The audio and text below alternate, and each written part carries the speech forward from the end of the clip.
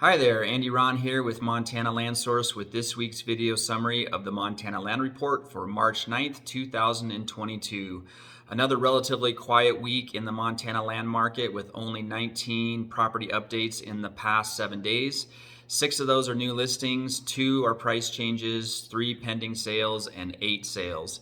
It's interesting, of the 6 new listings, 3 of them are over $10 million, but not particularly high acreage, 200 to 500 acres.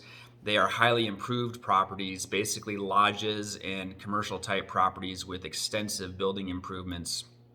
Prior to 2020, we did not see properties like those performing well in the market in terms of prices paid for the cost basis of those improvements. Generally, buyers in that price range, $10 million plus, want to design their own buildings and whatnot and not buy into somebody else's design. So we saw those properties suffer in the market really for decades. But in 2020, we saw that change. People needed a roof, people needed a place to move to immediately. So we suddenly saw properties with improvements do a lot better in the market. It'll be interesting to see how these properties do in the market. It appears like we're at the tail end of this extremely hot market that started in mid 2020, although that remains to be seen.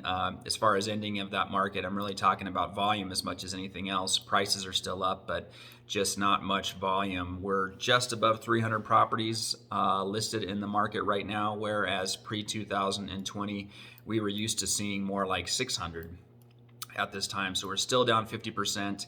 And we are not seeing many new properties come on the market. Just like today, tends to more properties leave the market than come on week after week. I keep watching to see if we're going to dip below 300 listings. We just keep bouncing right above 300 listings.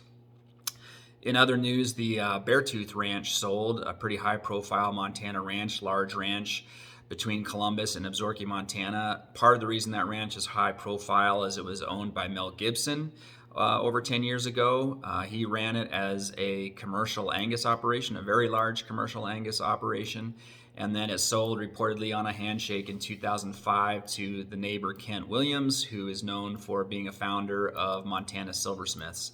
And since Kent owned the property, it is no longer a registered Angus operation and has had some horse boarding and horse recreational activity development on that ranch. But that ranch just sold.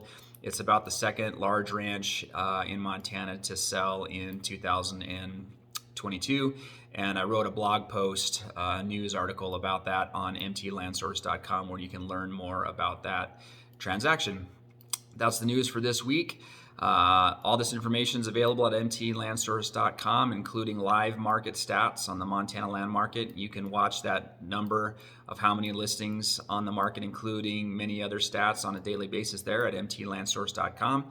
And of course, we're at YouTube where this video is posted, and we're on Facebook and LinkedIn as well. Thanks everybody for watching. I appreciate it, and I will see you next week.